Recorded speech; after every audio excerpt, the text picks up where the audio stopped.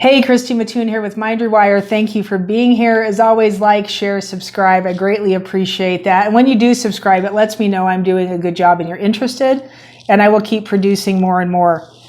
We are back in the Gregg Braden book, Wisdom Codes. We are on part 2. We're moving into a chapter on fear. So all of these wisdom codes will be ways to conquer and help you with fear, and for different reasons. It's just super, super interesting, actually. There's a little quote in here I want to read to you first. It's from a Tibetan Buddhist nun named Pema Chodron, I believe. And it says, "Only to the extent that we expose ourselves over and over to annihilation can that which is indestructible be found in us." Take a stop and breathe in that for a second. Let me read it again. "Only to the extent that we expose ourselves over and over to annihilation." We expose ourselves to annihilation. I'm really good at this, apparently. "Can that which is indestructible be found in us?" You will find your indestructible part as you keep exposing yourself to annihilation, right? This is a Tibetan Buddhist nun that said this. And I'm going through some junk right now in my own life that's kind of baffling me. And I'm just like, wow, seriously? And I read this and I was like, oh, it's the annihilation again. I asked myself, how do I keep exposing myself to this? How does this keep happening? And here it is again. And so I'm looking for that indestructible part, right? I expose myself over and over to the annihilation, looking for the indestructible part. And I'm holding on to the idea that there's an indestructible part. All right, so when this came up and I was looking at it, I just called out to Archangel Michael, Yeshua. I talked to Yeshua a lot. Metatron even popped in, and didn't pop in. I requested. I was asking for people at this point. I'm like, all right, if I'm in the annihilation again, help me with this indestructible part. And I asked, what stance do I take here? And you can tell by my nostrils flaring, my face going, I want to know. Like, I'm tired of the annihilation. Right? And I'm sure many of you are too. So I want to know. How do I find the indestructible part? So I asked. Let me read to you real quickly. And actually what I was told, let me tell you the answer I got from all 3 of them was pretty much compassion. Stay in compassion no matter what else happens. And I'll talk more about that on another video. What Gregg says in here about fear is that we all experience fear. And I am reading this out to you. It's one of the 6 emotions that scientists recognize as universal in all human populations. The others are sadness, happiness, anger, surprise, and disgust. And actually, some of those have all been balled into one just because of facial muscle recognition. In addition to being one of our universally shared experiences, fear is also one of the most mysterious. The reason fear appears in different ways we experience for different reasons, and it means different things to different people.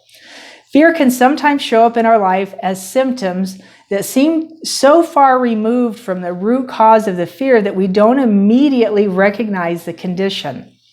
Emotional experiences such as chronic anxiety, worry, and depression, as well as physical symptoms ranging from skin rashes to colds and allergies to hypertension to dysfunction of the organs, we subconsciously associate with unresolved trauma, are examples of the myriad of signals that can reveal an underlying fear. The pioneering work of Candace Pert, PhD, in her revolutionary book, Molecules of Emotion, paved the way for a scientific foundation to understand how the chemical signals of our unresolved fears and known as fear-related neuropeptides can be stored indefinitely in the tissues, glands, and organs of the body until our fear response has been resolved.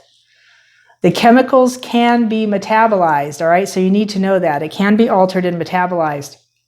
Behavioral scientists tell us that unsourced, seemingly unexplained experiences of fear are ultimately expressions of a single, primal, typically subconscious fear. And it's the fear of annihilation and non-existence. It's a really underlying root that if you don't know it's there, you would never know it's there. All right? Fear of annihilation can be triggered by seemingly unrelated everyday experiences, or more precisely, by our perception is king, of everyday experiences. right? So the things you go through when somebody comes at you, which is what's happening right now in my life.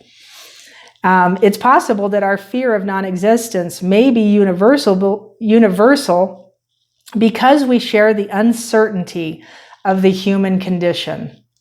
One of the great ironies of the modern age is that in spite of our grand technological achievements, we've yet to answer with scientific certainty the most basic question of our existence. Who are we? Where do we come from? And where do we go when we die? All right. And there's more in here. He's got stuff in here more on subconscious fear, and universal reminders. It's quite interesting. I highly recommend you read it. Fear by itself can totally derail pretty much anything you do, right? Especially if you're trying to do something in your life, and these underlying fears, even if it's this basic primal fear of annihilation. What would happen if you only handled that? Would all the rest of the fear just kind of dissipate if all of a sudden you weren't afraid of annihilation?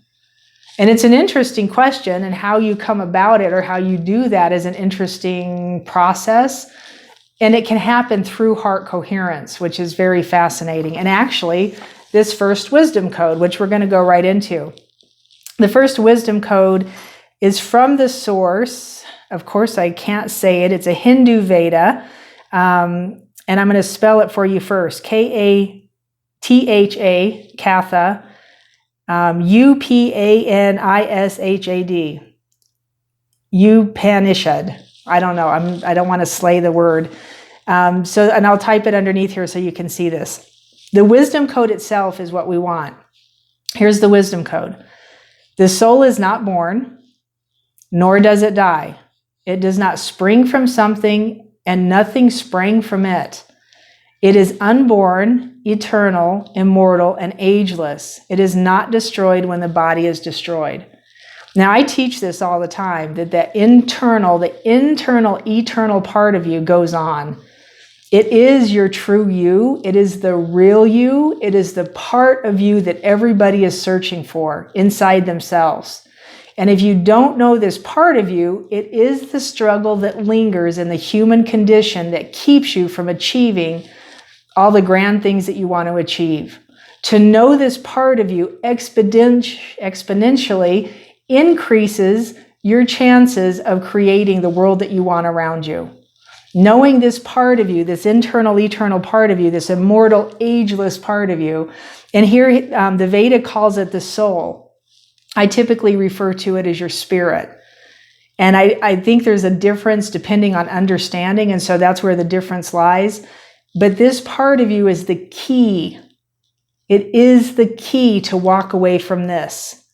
The subconscious chatter, all the stuff you've been told, all the stuff you think you are, it does help deprogram quickly the program that we've been laid in.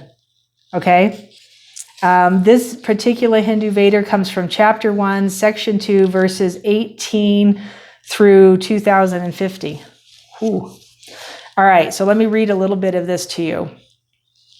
This collection of texts known as the Vedas is among the oldest scriptures of any in the world, dating to at least 3,000 years before the present and possibly even more. The texts were originally written in the Vedic Sanskrit, the most ancient form of Sanskrit, and it's very rarely used today.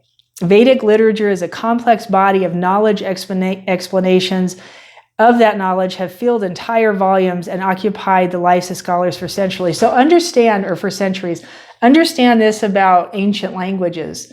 The languages in themselves were never just words. They were associated to numbers, they were associated to sound, and they had pictures that went along with them. So the word itself always was more in the English language, a word is whatever it is, right? The word itself is the word. In these ancient texts, there was more to it than that. There was layers of what these words meant. And every letter that made up a word typically had its own meaning. So there was meaning inside of meaning. So you have to understand that about some of this.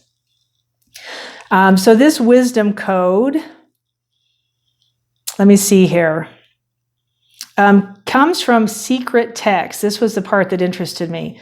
The word that I couldn't see, Upanishads, means secret text. It's a classification that is based upon their content depicting mantras and ceremonies. The source of wisdom code number 5 is one of these Upanishads, right? From this Katha Upanishad, which is dictated specifically to secrets of spirituality and meditation. With this classification in mind, the content of this wisdom code should come as no surprise regarding the universal fear of becoming nothing, as it states. So let me read it to you again. The soul is not born, nor does it die. It did not spring from something, and nothing sprang from it. It is unborn, eternal, immortal, ageless, and it is not destroyed when the body dies. This wisdom code is among the most direct reminders of the unending nature of our essence. It also parallels Wisdom Code 7 from the Bhagavad Gita, which is a sacred Hindu text. So this is code 5, so in 2 more codes we'll do that one. All right, how to use the code. The power of code comes from repetition. He says this after every one of these. And doing so in the affirmative. This imprints the code in the subconscious mind. When we create heart-brain harmony, which I'll walk you back through, we open a hotline to the communication directly with the subconscious mind. You also open a hotline directly with your own spirit. That spirit has a direct hotline straight to what's on the other side, right? Straight to Creator, to your spirit guides, to whatever you're talking to. So we recite the code line by line, either silently in your mind or out loud. So in this instance, I'm going to be repeating it to you, and then you can go back through it in your mind until you have a shift in your sense of the fear. So I'm going to repeat it a few times, and I just want you to let it resonate in your system. The key to embrace the code is with a focus of awareness. You have to focus on the words, your breath, and the feeling in your heart. If you are in your mind trying to think through it, you're in the wrong place. All right. So understand that. If I go into my brain and I start thinking, that right there, you automatically know it's a litmus test. Am I in my head? Am I thinking? Or am I heart and am I feeling? If I'm in my heart, I'm only feeling this. Okay. Sometimes, and don't be hard on yourself. If you go up into your brain and you're like, I'm thinking about it, I'm not going to do it. You're still going to get benefit from it. Okay. What will happen is over time, as you keep practicing this, you'll get better at it. You'll be able to stay in your heart space and have the level of feeling that we're looking for here. So I want you to take a few deep breaths. We're going to start with 3 breaths. So a nice big breath in. As you inhale, expand your rib cage, open your rib cage as big as you can. Bring the oxygen all the way up to the top of your head. So you're just pulling oxygen and actually energy to the top of your head. As you exhale, I just want you to notice the cascade of oxygen through your system. Nice, long, deep exhales all the way down. Try and exhale all the way down below your knees, below your feet. As you inhale, you're pulling oxygen and energy all the way back up through the system to the top of your head. Really feel it. Let it move around inside you. And then as you exhale, you're bringing that back down. Let it spiral back through the system. As you let it all the way out of your body, you're driving oxygen and energy deeper into your cells. On your next inhale, I want you to pull it all the way back up one more time. And on your exhale, I want you to land with your hands over your heart space. Close your eyes. And I want you to notice a level of gratitude. I want you to notice a level of peace. Allow your heart to open. Bring all of your awareness into the center of your heart and become aware that you're aware. Become aware that you're aware. Notice if you can be in awe. Be amazed at yourself. Allowing your heart to open. Inhaling and exhaling. I want you to hear this Veda. The soul is not born, nor does it die. It did not spring from something, and nothing sprang from it. It is unborn, eternal, immortal, and ageless. It is not destroyed when the body is destroyed. Become really aware of this part of you. It is not destroyed when the body is destroyed.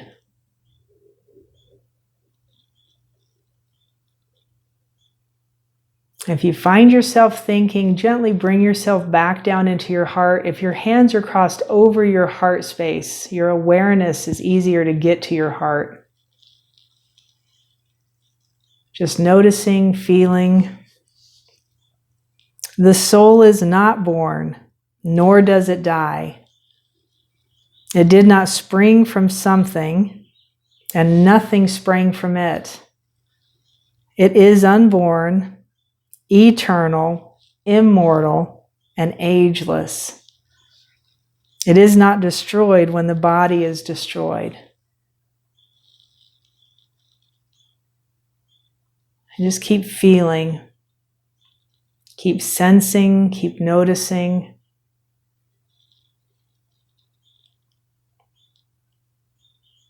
Pay attention to what it feels like. This unborn, internal, immortal, ageless part of you.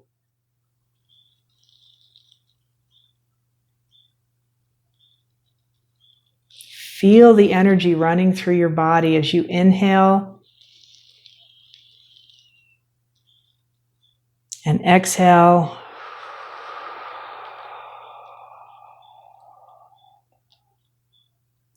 And inhale.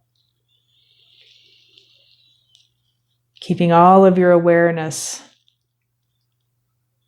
on this eternal, immortal, ageless, unborn part of you.